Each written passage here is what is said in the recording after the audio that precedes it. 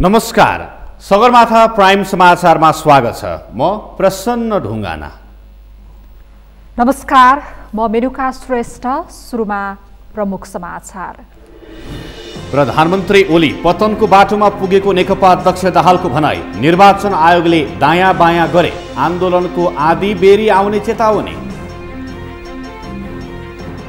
राष्ट्रिय सभाको 7औं अधिवेशन उपलब्धिमूलक हुन सकेन। संवैधानिक व्यवस्थाको पालना बाहेक कुनै औचित्य नभएको सांसदहरूको टिप्पणी। तार तानिएको 4 वर्षमा पनि भोजपुरको आम्चो गाउँपालिकामा विद्युत पुग्न सकेन। आफ्नै जन्मथलोमा पनि मुख्यमन्त्रीले चासो नदिएको स्थानीयको गुनासो। अमेरिकी राष्ट्रपति डोनाल्ड ट्रम्प विरुद्ध महाअभियोग प्रस्ताव पेश। अमेरिकी संसदमा भएको हिंसा भड्काउन सक्रिय रूपमा लागेको आरोप। र खेलाडीहरूलाई आफ्नो खेमामा अड्याउने गृहमन्त्री थापाको प्रयास। राजनैतिक स्थायित्व र विकासका लागि ओलीको पक्षमा उभिन आह्वान।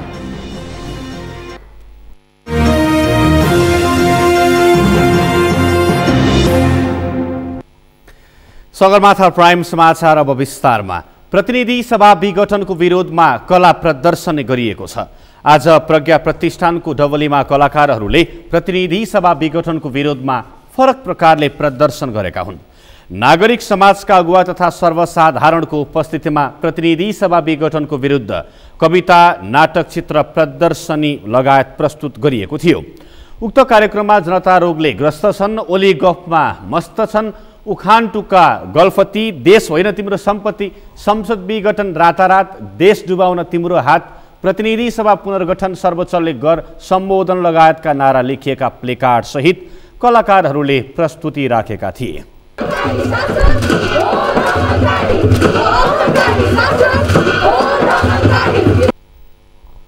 प्रतिगमन विरुद्ध बृहत नागरिक आन्दोलनको निरन्तर श्रृङ्खला अन्तर्गत कार्यक्रमको आयोजना गरिएको आयोजकले जनाएको छ।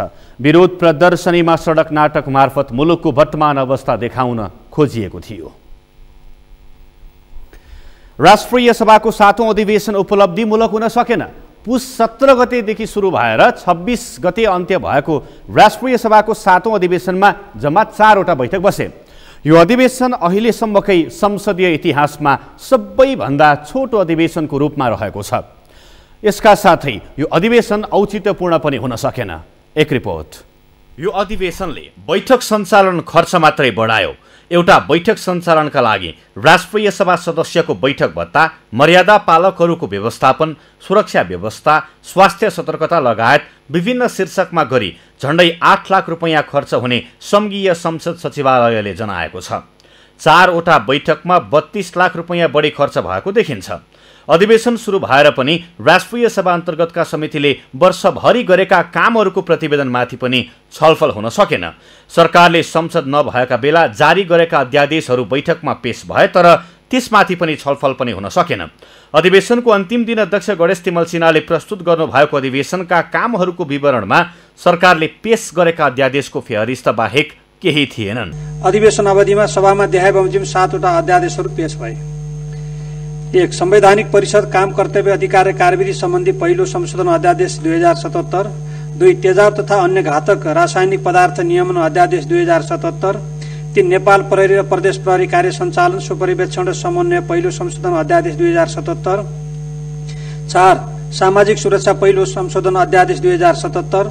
5. औषधि तेस्रो संशोधन अध्यादेश 2077। 6. यौनिक हिंसा विरुद्धका केही ऐनलाई संशोधन गर्ने अध्यादेश 2077। 7. फौजदारी कसुर तथा फौजदारी कार्यविधि सम्बन्धी केही ऐन संशोधन गर्ने अध्यादेश 2077। प्रमुख प्रतिपक्षी दल नेपाली कांग्रेस र राष्ट्रिय सदस्य जितेन्द्र नारायण देवले प्रतिपक्षीको आलोचना सहन नसकेर सरकारले हठात अधिवेशन अन्त्य गरेको आरोप लगाए। संसद नभएका बेला सरकारले जारी गरेका अध्यादेशहरू, विरोधको प्रस्तावहरू लगायत अन्य कयौं मुद्दा हुँदाहुँदै पनि सरकारले लोकतन्त्रको मर्म र महत्त्वलाई अवमूल्यन गरी हठात अधिवेशन अन्त्य गरेको सांसद देवको तर्क छ। सामाजिक क्षेत्रमा के छ, आर्थिक क्षेत्रमा के छ, राजनीतिक क्षेत्रमा के छ, अनि एउटा अन्तर्राष्ट्रिय सम्बन्धको क्षेत्रमा के छ, यी यावत विषयहरूको बारेमा व्यापक छलफल हुन सक्नु पर्थ्यो। कति अध्यादेशहरू थिए, कति चाहिँ अध्यादेशहरूमा विरोधको प्रस्ताव पेश भएको थियो, कति विधेयकहरू थिए, त्यो सबैलाई त्यो बिट मार्नु पर्थ्यो नि राष्ट्रसभाले। तानाशाही प्रकृतिको निर्णय छ मैले पछि गरेँ भन्ने किसिमको त्यो एउटा एक किसिमले दम्भपूर्ण राजनीतिक प्रकृतिको निर्णय हो, जबकि विषय चाहिँ यो कन्स्टिट्युसनल। सत्तारूढ दल नेकपाका तर्फबाट राष्ट्रिय सभा सदस्य भएका प्रत्यायोजित व्यवस्थापन तथा सरकारी आश्वासन समितिका सभापति रामनारायण बिडारीले एक अधिवेशनबाट अर्को अधिवेशनको ग्याप 6 महिनाभन्दा बढी गर्न नहुने संवैधानिक व्यवस्थालाई पालना गर्न बाहेक अधिवेशनको कुनै औचित्य नभएको टिप्पणी गरे। राष्ट्रिय सभाका 4-4वटा समितिले विभिन्न अनुसन्धान गरेर, अनुगमन गरेर, अध्ययन गरेर तयार पारेको प्रतिवेदन हाउसमा पेश भएर हाउसले पारित गरेको भए सरकारले त्यसलाई कार्यान्वयन गर्नुपर्दथ्यो। त्यो ठुलै उपलब्धि हुन्थ्यो। उदाहरणको निम्ति राष्ट्रिय महत्त्वका आयोजनाहरू कस्तो काम भइराखेको छ, कहाँ काम भइराखेको छ, त्यो निर्देशन सरकारले पालना गर्नुपर्ने हुन्थ्यो। यसको लागि 2टा सदन चाहिँदैन। प्रधानमन्त्री केपी शर्मा ओलीले अधिवेशन अवधिभरमा उठेका एवं समसामयिक विषयमा सभामा वक्तव्य दिएका थिए। अधिवेशनमा संवैधानिक परिषद, काम, कर्तव्य, अधिकार र कार्यविधि सम्बन्धी पहिलो संशोधन अध्यादेश 2077 लगायत 7वटा अध्यादेश पेश भएका थिए। त्यसैगरी राष्ट्रिय सभा अध्यक्षद्वारा जारी राष्ट्रिय सभाका समितिहरूको गठन सम्बन्धी आदेश 2077 सर्वसम्मत समितिबाट अनुमोदन भएको थियो। त्यसैगरी राष्ट्रिय सभा सदस्य वामदेव गौतमलाई राष्ट्रिय सभा अन्तर्गतको दिगो विकास तथा सुशासन समितिमा मनोनित गरिएको थियो भने मधेसी आयोगको वार्षिक प्रतिवेदन 2076-77 र थारू आयोगको वार्षिक प्रतिवेदन 2076-77 सभा समक्ष पेश भएको थियो। दिगो विकास तथा सुशासन समितिको वार्षिक प्रतिवेदन 2076-77 र विधायन व्यवस्थापन समितिको वार्षिक प्रतिवेदन 2076-77 सभामा पेश भएका थिए। सञ्चार तथा सूचना प्रविधि मन्त्री पार्वत गुरुङले अहिलेको समाचारले सामाजिक द्वन्द्व बढाउन थालेको भन्दै सचेत भएर कार्य सम्पादन गर्न पत्रकारहरूलाई आग्रह गर्नुभएको छ। मन्त्रालयमा आज पत्रकार महासङ्घ काठमाडौँ जिल्ला शाखाका प्रतिनिधिसँगको भेटमा मन्त्री गुरुङले अहिले भइरहेको पत्रकारिताले समाजमा द्वन्द्व बढाउन थालेको भन्दै चिन्ता व्यक्त गर्नुभएको हो। मन्त्री गुरुङले समाचारको माध्यमबाट समाज रूपान्तरण र द्वन्द्व व्यवस्थापन गर्न सकिने भए पनि अहिले ठिक उल्टो पत्रकारिता भइरहेको बताउनुभयो। अहिले पत्रकार देख्ने बित्तिकै डराउनु पर्ने अवस्था रहेको पनि उहाँले टिप्पणी गर्नुभएको छ। सरकारले राम्रो काम गरे पनि विरोध नै गर्नुपर्ने भन्दै पत्रकारिता पेसाको सम्मानको लागि सच्चिनुपर्ने आवश्यकता रहेको उहाँले बताउनुभयो।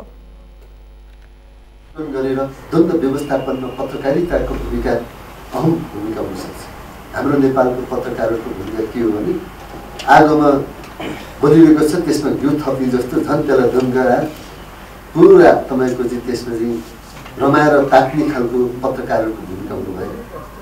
पत्रकारहरूले त्यसलाई त न्यूनीकरण गर्ने अनि त्यो ढङ्गको एउटा भूमिका निर्वाह गर्ने पत्रकारको एउटा त्यो भूमिका भइदियो भने साँच्चै पत्रकारको पेसा, पत्रकारिताको एउटा चाहिँ मर्यादालाई हामी मर्यादित बनाउने भूमिकाहरूको बाटो जानु पर्यो। पत्रकारहरूप्रति भनेपछि तर्सने, डराउने, पत्रकार देख्ने साथ तपाईँको हो पत्रकारहरू यस्तो हुन्छन् भन्ने किसिमको जुन किसिमको समाजको इम्प्रेसन छ त्यो इम्प्रेसनलाई परिवर्तन गर्ने काममा अबको पत्रकारिताको भूमिका हुनुपर्छ, अबको पत्रकार महासङ्घको भूमिका हुनुपर्छ। अनि पत्रकारहरूप्रति एउटा समाजले सम्मान गर्न सक्ने अनि पत्रकार भनेको चाहिँ सत्ताको सरकारको प्रतिपक्ष हो, प्रतिपक्षको भूमिका निर्वाह गर्नुपर्छ भने राम्रो काम गरेको पनि विरोधै छ, अब कमजोरी गरे त विरोध त हुने भइहाल्यो। प्रतिपक्षको भूमिका भनेको चाहिँ अनि तपाईँको विरोध गर्ने मात्रै त होइन होला।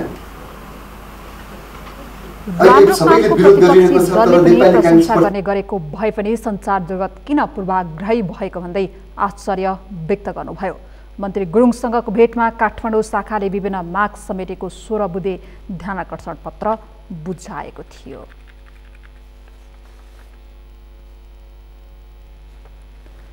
सुरक्षाको दृष्टिकोणमा काठमाडौँ उपत्यका अन्य क्षेत्रभन्दा बढी संवेदनशील र चुनौतीपूर्ण रहेको काठमाडौँ प्रहरीले जनाएको छ।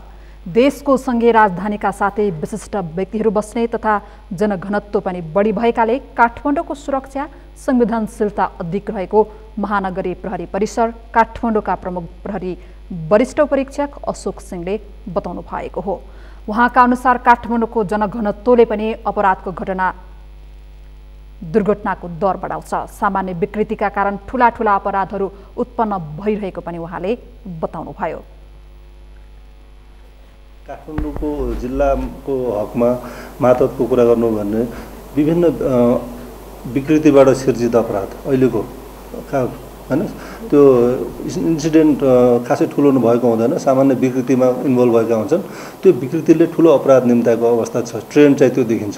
त्यही भएर त्यस्ता विकृतिलाई कसरी न्यूनीकरण गर्ने भन्ने सन्दर्भमा अब हामीले विगतका दिनहरूमा पनि यो समुदाय प्रहरी साझेदारीको कन्सेप्टबाट पिपुलमा जाने, पिपुल बेस्ड पुलिसिङ गर्ने। वरिष्ठ परीक्षक सिंहले काठमाडौँको सुरक्षा, प्रहरी आचरण, विभागीय नीति निर्देशनबारे मातहतका प्रहरी कर्मचारीहरूलाई विशेष निर्देशन दिएको राजधानीमा प्रहरीको सेवा प्रवाहको अवस्था कस्तो हुनुपर्छ र हामीले कस्तो प्रकारको सेवा प्रवाह गर्नुपर्छ र प्रहरीको काम कारबाहीको सन्दर्भमा उसको चाहिँ जुन सर्भिस उसले जुन डेलिभरी गर्छ त्यो डेलिभरीको स्ट्यान्डर्ड के हो भन्ने सन्दर्भमा मैले यहाँ महानगरीय प्रहरी परिसर काठमाडौँमा कार्यरत सम्पूर्ण प्रहरी कर्मचारीहरूलाई पनि एउटा निर्देशन दिएको। आर्थिक प्रलोभनका आधारमा प्रहरीबाट हुने कुनै पनि गैर जिम्मेवार क्रियाकलापप्रति शून्य सहनशीलताको नीति अनुसार कारबाही गरिने उहाँले बताउनुभयो। कुनै पनि प्रहरी कर्मचारी कुनै पनि बदनियत राखेर गलत मनसाले आर्थिक प्रलोभनमा परेर यस्ता किसिमका गतिविधि गर्छ भने त्यो एउटा निजी ऊ आफ्नो व्यक्तिगत करियरको पार्टमा चाहिँ उसले चाहिँ एउटा भोग्नुपर्ने अवस्था त छँदैछ र त्यसका बावजुद पनि एउटा जनमानसमा प्रहरीको छविको प्रश्न उठ्ने कुरा हुन्छ। त्यही भएर हामी विभागीय हिसाबले कारबाही गर्ने पार्टमा चाहिँ त्यसमा एकदम जिरो टलरेन्स, त्यसमा चाहिँ हामी एकदम जिरो टलरेन्सको नीतिलाई अवलम्बन गर्छौँ र त्यसमा हामी कुनै पनि हिसाबले कम्प्रोमाइज गर्दैनौँ। वरिष्ठ परीक्षक सिंहले विकसित राजनीतिक घटनाक्रमले पनि सुरक्षा चुनौतीलाई बढाएको बताउनुभयो। दिनहु जसो हुने धरना, जुलुस, प्रदर्शनको आडमा अवाञ्छित क्रियाकलाप हुन सक्नेतर्फ सबै सजग र सचेत हुन पनि उहाँले आग्रह गर्नुभएको छ। झापाका विभिन्न स्थानबाट मोटरसाइकल चोरी गर्ने 7 जनालाई प्रहरीले पक्राउ गरेको छ।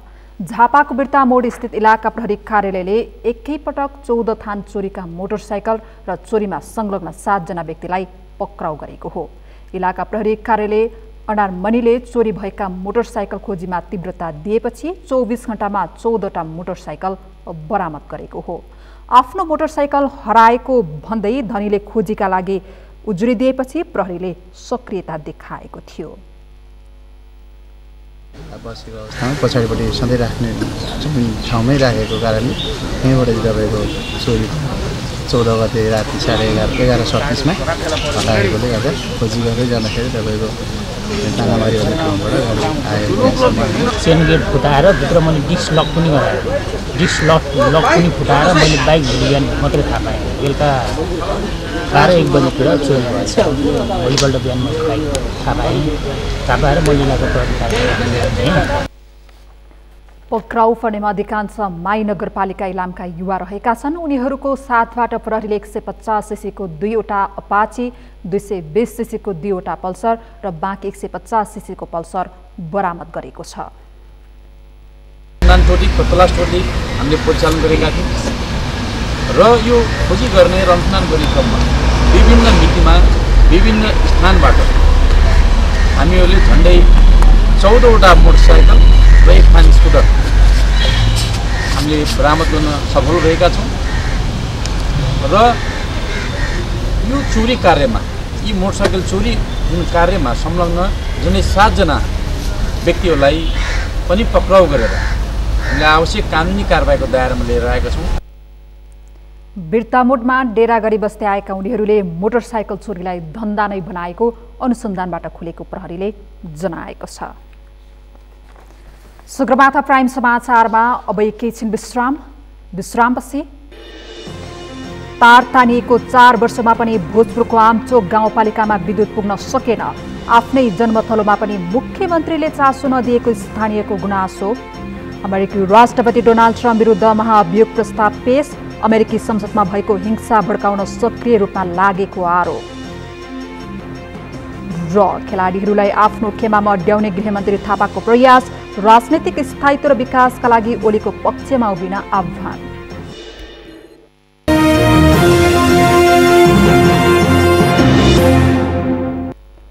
विश्रामपछि सगरमाथा प्राइम समाचारमा स्वागत छ। अब बाँकी समाचार। सरकारले हरेक वर्षको नीति तथा कार्यक्रममा विद्युत र खानेपानीको पहुँच बढाउँदै लैजाने घोषणा गर्छ। पछिल्लो चुनावपछि त झन मुलुकभर सङ्घीय संरचना अन्तर्गतका प्रदेश सरकार र स्थानीय तहले पनि त्यस्तै महत्त्वाकांक्षी योजना घोषणा गरे। तर भोजपुरको दक्षिणी क्षेत्रमा रहेको आमचोक गाउँपालिका भने मुख्यमन्त्री शेरधन राईकै जन्मथलो भएर पनि विद्युत सेवाबाट वञ्चित छ। मोहन तामाङको रिपोर्ट। भोजपुरको दक्षिणी क्षेत्रमा रहेको आमचोक गाउँपालिका विद्युतको पहुँचभन्दा बाहिर छ। प्रदेश नम्बर 1 का मुख्यमन्त्री शेरधन राईको जन्मस्थान समेत रहेको आमचोकमा विद्युत विस्तार नहुँदा सर्वसाधारण निराश छन्। 4 वर्ष अघि केन्द्रीय प्रसारण लाइन विस्तारका लागि आमचोकमा तार तान्ने काम अघि बढे पनि अहिलेसम्म अधुरै छ। स्थानीय स्तरमा उत्पादन भएको लघु जल विद्युत परियोजनाले केही ठाउँमा विद्युतको पहुँच पुगेको छ। तर स्थानीय लघु जलविद्युतको शुल्क नै महँगो भएपछि कतिपयले चाहेर पनि विद्युत उपयोग गर्न सकेका छैनन्। जिल्ला समन्वय समितिको एक तथ्याङ्क अनुसार आमचोकका 15% जनसङ्ख्या मात्रै विद्युतको पहुँचमा छन्। 85% घरधुरी अहिले पनि सोलर तथा टुकीकै भरमा छन्। हाम्रो 9 नम्बरमा त बिजुली बलेकै छ, तर पनि सबैले गर्न पाएका छैन।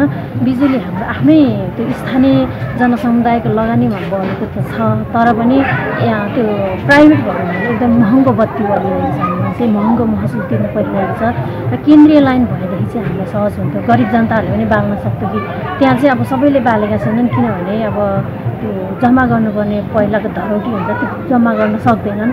त्यही भएर पनि अहिले पनि अब सोलरको त्यो सानो टुकीमै बस्न बाध्य छन् कति जनताहरू चाहिँ। केन्द्रीय लाइन भएदेखि चाहिँ अलिक सहज सहुलियतमा अब ऋण के अरे बत्ती बाल्न सक्थ्यो। मुख्यमन्त्री शेरधन राईले चासो नदिएकै कारण विद्युत विस्तारमा ढिलाइ भएको सर्वसाधारणको आरोप छ। झण्डै 3 दशकमा स्थानीय सरकार बनेपछि विकासका आधारभूत पूर्वाधारमै पर्ने विद्युत पनि छिट्टै आउला भन्ने अपेक्षा गरेका सर्वसाधारण निराश छन्। मुख्यमन्त्रीले विशेष प्राथमिकता चाहिँ नदिएकै हो हामीलाई लाग्छ त्यो। अनि अर्को कुरा चाहिँ मैले पटक यहाँ गाउँपालिका अध्यक्ष अशोक राई लगायतका टिमलाई वडा अध्यक्षहरूले पनि मैले पटक ध्यान आकर्षण गराएको हो। यसमा के भइरहेछ भन्ने विषयलाई अब तपाईँहरूले यो उसलाई चाहिँ ठेकदारको पनि कमजोरी भन्छन्, अब बिस्तारै हुन्छ भन्ने त्यो तरिकाले उत्तर दिनुहुन्छ। त्यो कारणले गर्दाखेरि अब ठेकदार र लगायत अनि तपाईँको चाहिँ यो मुख्यमन्त्री र यहाँको चाहिँ पालिकाको पनि अलिकति कम होला चासो चिन्ता भएको कारणले के होला। 85% चाहिँ अब अन्धकारमै छ, अब सोलर टुकी बालेर बसिरहेको छ। गाउँपालिकाभरि नै विद्युत विस्तार नभएकाले पालिकाको मात्रै बजेटले विद्युत विस्तार गर्न सक्ने अवस्था नरहेको स्थानीय जनप्रतिनिधि बताउँछन्। प्रदेश 1 का मुख्यमन्त्रीको समेत क्षेत्र रहेकाले प्रदेशले आमचोकलाई प्राथमिकतामा पारेर बजेट दिए विद्युत बाल्ने जनताको सपना पूरा गर्न सकिने गाउँपालिका अध्यक्ष अशोक राई बताउँछन्। प्रदेश सरकार र सङ्घीय सरकारले त चाह्यो भने अलिक ठुलो रूपमा गर्न सक्छ। हामी स्थानीय तहहरूले पनि सानो रूपमा सानो साइजमा हामीले पनि त्यसको अभ्यास गर्नुपर्दछ। विद्युत प्राधिकरणहरूसँगको एउटा तपाईँको भिजन बनाउनु पर्यो, मिसन बनाउनु पर्यो। यति वर्षभित्र तपाईँको नेपालको कुनै पनि ठाउँमा तपाईँको विद्युत पुग्नेछ। यो त तपाईँको एउटा राज्यले सरकारले बनाउनु पर्यो एउटा अवधारणा होइन। त्यसपछि चाहे तपाईँको मुख्यमन्त्री चाहिँ तपाईँको आमचोकको होस् अथवा चाहिँ तपाईँको अरू नै ताप्लेजुङको तपाईँको ओलाङचुङ गोलाको चाहिँ तपाईँको मुख्यमन्त्री भए पनि सिस्टममा छिरिसकेपछि त्यसले चाहिँ तपाईँको राम्रो काम गर्छ। जानकारहरू भने विकास निर्माणका पूर्वाधार र जनताको भविष्यमा भन्दा राजनैतिक नेतृत्व आफ्नै भविष्य बनाउने चिन्ताबाट ग्रसित हुँदा विकासका काममा प्रभाव परेको बताउँछन्।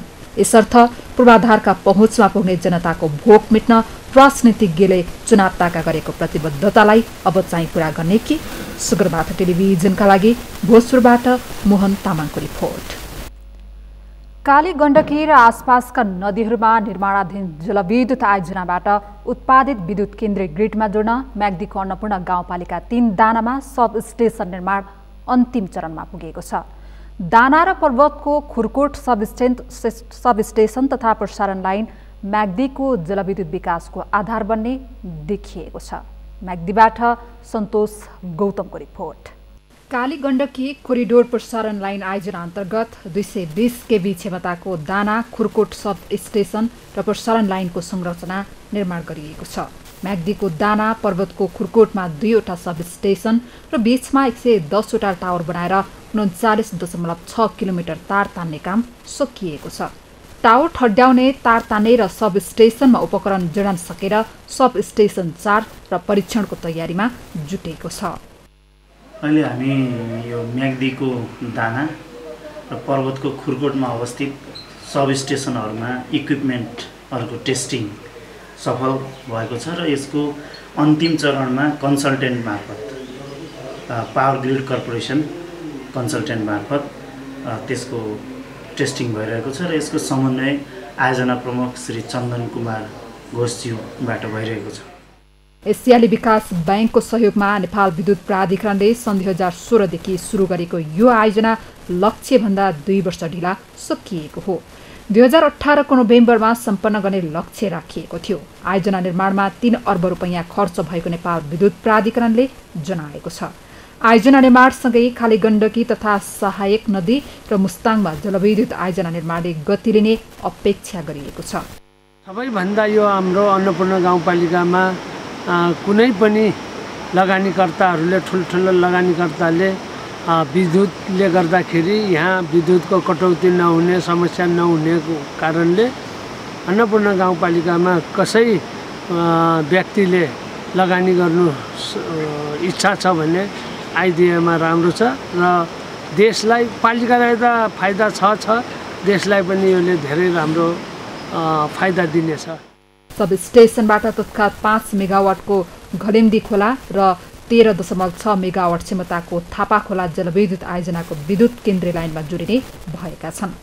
थापा खोला र घलेम्दी यसअघि नै निर्माण सम्पन्न भए पनि प्रसारण लाइनको अभावमा पूर्ण क्षमतामा सञ्चालन हुन सकेको थिएन। निर्माणको अन्तिम चरणमा पुगेको 42 मेगावाट क्षमताको मिस्ट्री खोला जलविद्युत आयोजना विद्युत उत्पादनको लागि परीक्षणमा जुटेको छ। हामी सुरुमा पनि यो डिसेम्बर 24बाट पानी भर्ने प्रक्रिया र टेस्टिङ प्रक्रिया सुरु गऱ्यौँ। साथसाथै कतै लिकेज हुने यिनीहरू हेर्दै त्यसलाई पाल्दै अगाडि बढिरहेका छौँ। अब पानी भर्ने सुरुङमा पेनिस्टकमा पानी भर्ने यो टेस्टिङ भर्ने र टेस्टिङ गर्ने कार्य चाहिँ अब ठुला खालका समस्या देखिएन, ठुला लिकेजका समस्या देखिएन भने हामी 2 देखि बढीमा 3 हप्तामा चाहिँ हाम्रो यो वाटरवेमा पानी भर्ने परीक्षण गर्ने कार्यहरू सम्पूर्ण सकिएर हाम्रो पावर हाउसका टर्बाइन जेनरेटर टर्बाइन चाहिँ अब वेट टेस्टिङलाई रेडी हुन्छ। जग्गा अधिग्रहण, मुआवजा वितरण, वन क्षेत्रको जग्गा प्राप्ति, बाढी र पहिरोका कारण आयोजना निर्माण प्रभावित भएको हो। प्रसारण लाइनको 6वटा टावर निर्माण भएको पोखरे बगरका जग्गा धनीसँगको विवाद आयोजनाको मुख्य चुनौती बनेको थियो। स्थानीय प्रशासन, सुरक्षा निकाय र जनप्रतिनिधिहरूको पहलमा 2 वर्षपछि विवाद समाधान गरेर आयोजना निर्माण सहज भएको थियो।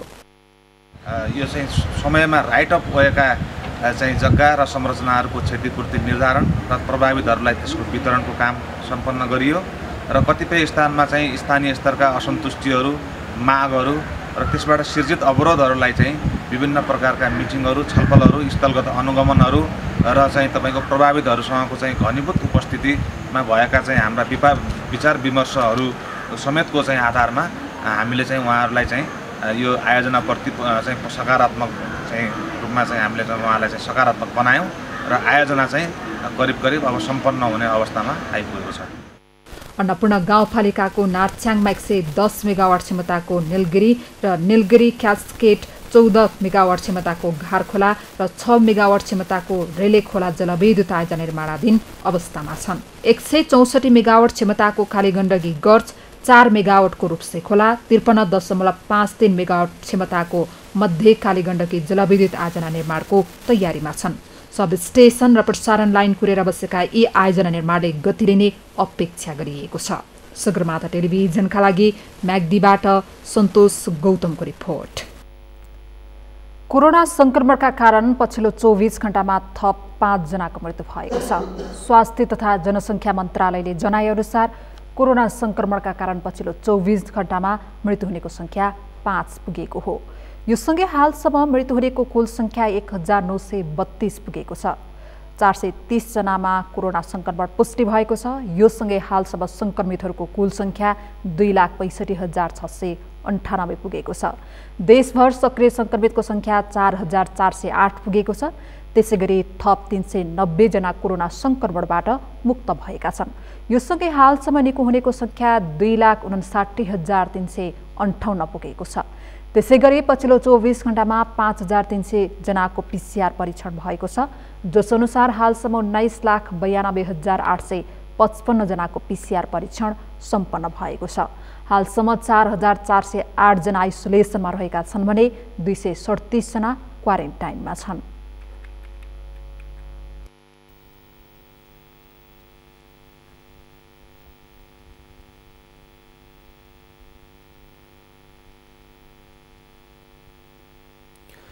मल अभावले कृषकहरूको कृषि उत्पादन घटिरहेका बेला सङ्खुवा सभाको 5 खपन नगरपालिकाका कृषकहरूले मल पाएका छन्। किसानहरूले सहकारी मार्फत मल पाएपछि खुसी भएका छन्। सङ्खुवा सभाबाट खेवाहाङ मेवाहाङको रिपोर्ट। सङ्खुवा सभाको 5 खपन नगरपालिकामा डिलरसिप लिएर नगरपालिकामा रहेको कृषि सहकारी संस्थाले मल वितरण गरेको छ। संस्थाले गत शुक्रबार नगरपालिकाको 1, 2 र 3 नम्बर ओडा तथा शनिबार ओडा नम्बर 6 र 7 का किसानहरूलाई मल वितरण गरेको हो। प्रति परिवारलाई 50 KG urea, 25 KG DAP, SSP 25 KG, potash 25 KG का दरले वितरण गरिएको सहकारी संस्थाका अध्यक्ष कुलबहादुर श्रेष्ठले जानकारी दिए। पहिले चाहिँ थोरै आएको थियो र हामीले 10-10 केजी बाँड्यौँ। अहिले चाहिँ 2 LP ल्याएकोले गर्दाखेरि के अरे हामी चाहिँ अहिले चाहिँ एक बोरा त्यो SSP पनि भएकोले आधा बोरा SSC, आधा बोरा DAP र एक बोरा युरियाको दरले प्रति घरको दरले बाँड्दैछौँ। गत वर्ष मलको अभावका कारण खेती उत्पादनमा कमी आएको, तर यसपटक समयमा नै मल पाएसँगै कृषकहरू खुसी भएका छन्। समयमै मल पाएसँगै उत्पादन बढ्ने उनीहरूको अपेक्षा छ। अहिले चाहिँ मलको कठिनाइले गर्दा गत वर्षमा पनि खेती त्यति उत्कृष्ट खेती हुन सकेन। धान बालीमा पनि अलिकति कमी भयो, मकै बाली बानी कमी भयो। अनि त्यस कारणले हाम्रो चाहिँ हिउँदे बर्खे धान लाउने कार्यक्रम छ। मलको कठिनाइले गर्दाखेरि यसपालि समय र मौसमले त अति नै साथ दिए तापनि उत्पादनमा धेरै कमी भयो मलको कमी कमजोरीबाट। त्यहाँदेखि अहिलेको अवस्थामा चाहिँ हाम्रो नगरपालिका मुहानामा मल वितरण हुँदैछ। चाहिएको कालो डेपी थियो, हामीले कालो डेपी भेटेन। कसरी चाहिँ हामीले अब त्यो लगाएर भोलि किसान हाम्रो घटेर गयो भने हामीले के खानु भोलि गएर? हामीले त अब बाध्यताले किसान गर्नै पर्छ, नगरी हुँदैन। बस्तुलाई घाँस पनि चाहियो, मान्छेलाई खाना पनि चाहियो। अब खाएर आफूले मात्रै खाएर भएन, बस्तुलाई नि त अब यो शङ्कै पर म चाहिँ रोग त्यसै पनि रोग छ नि त बस्तुलाई, मान्छेलाई पनि रोग कति लागिरहेको छ। त्यसरी गर्दाखेरि मलाई चाहिँ शङ्का लागेर लैजाउँ कि नलैजाउँ भने दोधिनु परिरहेको छ। कृषकहरूको खेतबारीको माटो परीक्षण गरेको सही मल तथा औषधिको प्रयोग नभएकै कारण पनि कृषि उत्पादनमा गिरावट आउने गरेको छ। कृषकहरूलाई विगतका प्रयोगका आधारमा आवश्यक नरहेको मल समेत अनिवार्य लानुपर्ने बाध्यात्मक अवस्था रहेको छ। तर यो बाध्यता वितरकहरूको पनि छ। हामीले साल ट्रेनिङ कर्पोरेसनबाट है ल्याउँदाखेरि चाहिँ उनीहरूले हामीलाई त्यो मल नदिकन अरू मल मात्रै दिँदैन। हामी नल्याउँदा पनि हामीलाई पनि धरिदिनुहुन्न। अब उहाँहरूको मल डिलरसिप बनिसकेपछि कि त त्यो संस्थाबाट मलै नल्याउनु पर्यो होइन, कि त भनेदेखि अब हामीले किसानहरूको माग गर्नको लागि पनि हामी त्यो मल SSP भन्ने मल चाहिँ जुन छ हामीलाई पनि चाहेर यहाँ किसानहरूको माग नभएको कारणले हामी पनि नल्याउन खोज्छौँ। तर उसले चाहिँ बारम्बार हामीलाई पनि त्यो लादेकै छ। मल वितरणसँगै आम किसानहरूलाई प्रयोगका विषयमा पनि आवश्यक सल्लाहको आवश्यकता छ। यसो हुन सके सही समयमा सही मलको प्रयोग हुनुका साथै उत्पादन बढाउन समेत सहयोग पुग्न सक्ने थियो। सुग्रमाता टेलिभिजनका लागि सङ्खुवा सभाबाट खेवाहाङ मेवाहाङको रिपोर्ट। बाँकेको कोहलपुर नगरपालिका न्यू रोड स्थित गोल पार्कमा 10 तलाको भ्यू टावर निर्माण भइरहेको छ। नगरपालिकाको गौरवको योजनाको रूपमा लिएको यो भ्यू टावरको निर्माण करिब 6 करोडको लागतमा सुरु गरिएको हो। बाँकेबाट मधु पौडेलको रिपोर्ट। बाँकेको कोहलपुर नगरपालिकाले कोहलपुर नगरभित्र पर्ने न्यू रोडको गोल पार्कमा 10 तलाको भ्यू टावर निर्माण गर्न लागेको हो। कोहलपुर नगरपालिकाको वडा नम्बर 11 मा निर्माण भइरहेको भ्यू टावर कोहलपुर नगरको गौरवको आयोजना हो। भ्याटसहित 6 करोड 76 लाखको लागतमा बन्न लागेको यो भ्यू टावर 2 वर्षभित्रमा सम्पन्न गर्ने लक्ष्य राखिएको छ। यसलाई चाहिँ कोहलपुर नगरपालिकाले एउटा गौरवको आयोजनाको रूपमा राखेर कोहलपुर नगरपालिकाले यो 2 वर्षभित्र आधुनिक भ्यू टावरलाई सम्पन्न गर्ने गरेर 6 करोड 76 लाखमा भ्याटसहित यसलाई 10 तले भ्यू टावर सम्पन्न गर्ने लक्ष्य राखेको छ र तीव्र गतिमा काम पनि सम्पन्न भइरहेको छ। यसको यो तलको डिपिआर सहित सुरु भएको त यो चान्चुन 1.5 वर्ष जति भयो र यसको अहिले फुल 10 तले तलको जमिनको डिबिसी सम्पन्न भइसकेपछिको 10 तले निर्माण कार्य यो 2 वर्षभित्र सम्पन्न गरिसक्ने भनेर हाम्रो जय भवानी कन्स्ट्रक्सनले यसले ठेक्का सम्झौता पनि लिएको छ र आउँदो 2078 साल मङ्सिर मसान्तसम्ममा यो भ्यू टावर सम्पन्न गर्ने लक्ष्य लिएको छ। स्थानीयवासीले भने विकासका अरू पूर्वाधार नै निर्माण नभइरहँदा भ्यू टावर निर्माण गर्नुको औचित्य नभएको बताएका छन्। भइरहेको परिस्थितिमा हामीले डुबानलाई निराकरण नगरी कोहलपुरमा ढलको विकास नगरी सडकको स्तरोन्नति नगर्दै हामीले जिग्री पर्यटकीय रूपमा हामी कोहलपुरलाई चिनाउँछौँ, यो गर्छौँ त्यो गर्छौँ भन्ने नाममा कोहलपुरको एउटा बस्ती विकासका हिसाबले त्यो जुन टाउन प्लानिङ भित्र बनिरहेको नगर विकास क्षेत्रभित्र बनिरहेको धरहरा छ त्यो घना बस्तीका बीचमा धरहरा निर्माण भइरहेको छ र सँगसँगै मेडिकल कलेजमा आपतकालीन सवारी साधनहरू अत्यावश्यक सवारी साधन एम्बुलेन्स सब वाहन जस्ता सवारी साधनहरू चल्ने स्थानमा सिधै बीचमा त्यो घण्टाघर राखिँदा त्यहाँ आउने पर्यटकले त्यहाँ आउने दर्शकहरूको कारण भोलि अन्य दुर्घटना हुन पनि सक्ला। त्यो स्थान अत्यन्त साँघुरो पनि रहेको। नगरपालिकाले भने भ्यू टावर निर्माणपछि आम्दानीको अरू स्रोत र रोजगारीमा पनि वृद्धि हुने दावी गरेको छ। भ्यू टावरले आन्तरिक पर्यटन प्रवर्धन तथा बालबालिकाहरू लगायत स्थानीयहरूलाई घुम्नका लागि पार्क स्थान खोज्नुपर्ने बाध्यता हट्ने नगरको दावी छ। आन्तरिक पर्यटनहरू प्रवर्धन गर्नको लागि यसले चाहिँ महत्त्वपूर्ण भूमिका खेल्नेछ। खास गरेर अब यो क्षेत्रमा विभिन्न प्रदेशबाट विभिन्न ठाउँबाट आएर जो बसिरहेका हुन्छन् र अन्य भनौँ न घुम्ने ठाउँकै एउटा बालबालिकाहरू पनि साँझ बिहान एकछिन निस्कौँ भनेर तिनीहरूको लागि एउटा विश्राम स्थल र एउटा पार्कको रूपमा मन डुलाउनको लागि मन भुलाउनको लागि यो भ्यू टावरको निर्माण हामीले गरिरहेको छौँ।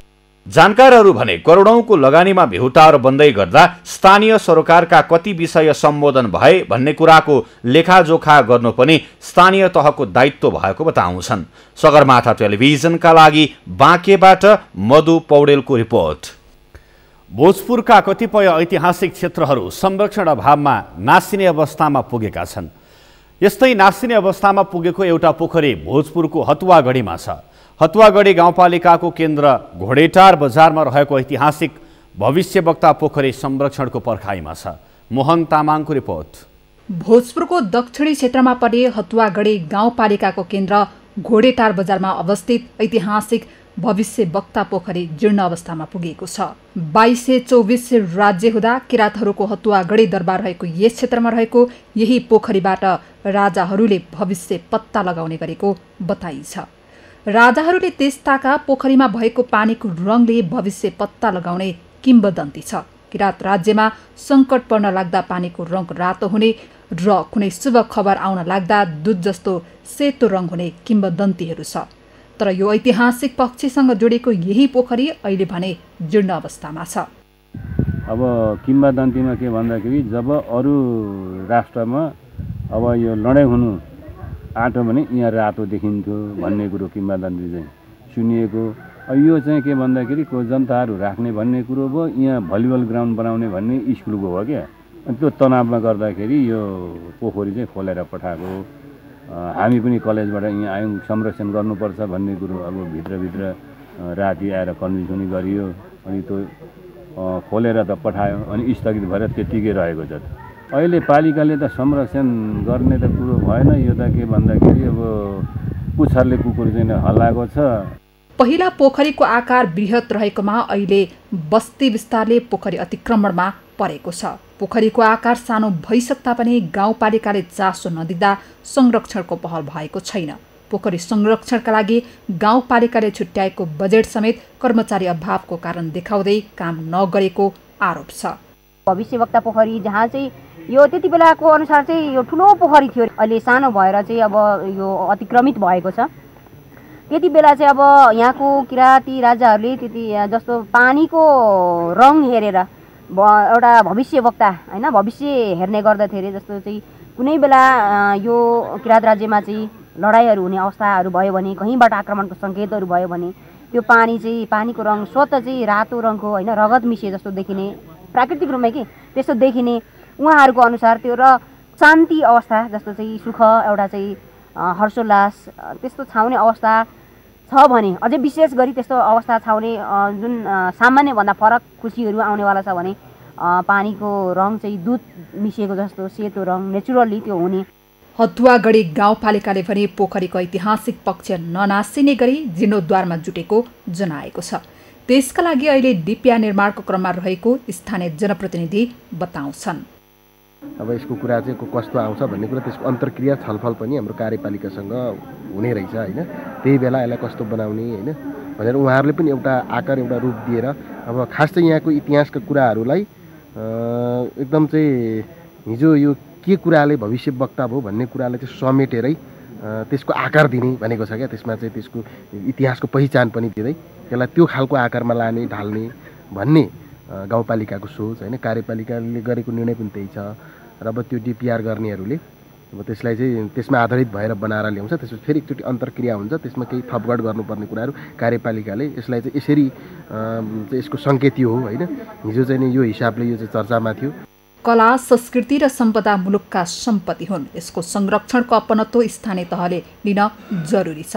तर ती सम्पदा नासिने अवस्थामा पुगेपछि मात्रै खोजी नीति हुनु लज्जाको विषय हो। यसर्थ यसका लागि जनप्रतिनिधि र स्थानीयवासीको तालमेलमा ऐतिहासिक सम्पदाहरूको पुनर्निर्माण र संरक्षणको अभियान नै जरुरी छ। सगरमाथा टेलिभिजनका लागि भोजपुरबाट मोहन तामाङको रिपोर्ट। प्राइम समाचारमा पालो भएको छ विश्रामपछि। अमेरिकी राष्ट्रपति डोनाल्ड ट्रम्प विरुद्ध महाभियोग प्रस्ताव पेश। अमेरिकी संसदहरूमा भएको हिंसा भड्काउन सक्रिय रूपमा लागेको आरोप र खेलाडीहरूलाई आफ्नो खेमामा अड्याउने गृहमन्त्री थापाको प्रयास। राजनैतिक स्थायित्व र विकासका लागि ओलीको पक्षमा उभिन आह्वान।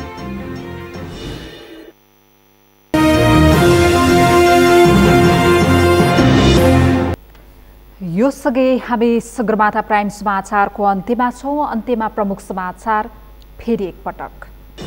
प्रधानमन्त्री ओली पतनको बाटोमा पुगेको नेकपा अध्यक्ष दाहालको भनाई। निर्वाचन आयोगले दायाँ बायाँ गरे आन्दोलनको आदि बेहोरी आउने चेतावनी। राष्ट्रिय सभाको 7औं अधिवेशन उपलब्धिमूलक हुन सकेन। संवैधानिक व्यवस्थाको पालना बाहेक कुनै औचित्य नभएको सांसदहरूको टिप्पणी। तार तानिएको 4 वर्षमा पनि भोजपुरको आम्चो गाउँपालिकामा विद्युत पुगेन। आफ्नै जन्मथलोमा पनि मुख्यमन्त्रीले चासो नदिएको स्थानीयको गुनासो। अमेरिकी राष्ट्रपति डोनाल्ड ट्रम्प विरुद्ध महाअभियोग प्रस्ताव पेश। अमेरिकी संसदमा भएको हिंसा भड्काउन सक्रिय रूपमा लागेको आरोप र खेलाडीहरूलाई आफ्नो खेमामा अड्याउने गृहमन्त्री थापाको प्रयास। राजनैतिक स्थायित्व र विकासका लागि ओलीको पक्षमा उभिन आह्वान।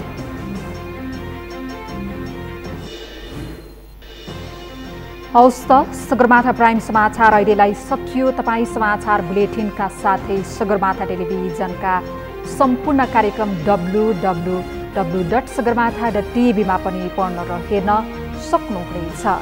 साथै युट्युबमा youtube.com/sagarmatha TV नेपालमा हेर्न सक्नुहुनेछ। साथै तपाईँ हामीलाई फेसबुकमा पनि facebook.com/STV नेपालमा फलो गर्न सक्नुहुनेछ। समाचारको शिखर नेपालको गौरव नेपालको पहिलो न्युज च्यानल सगरमाथा टेलिभिजन हेर्दै गर्नुहोला। नमस्कार।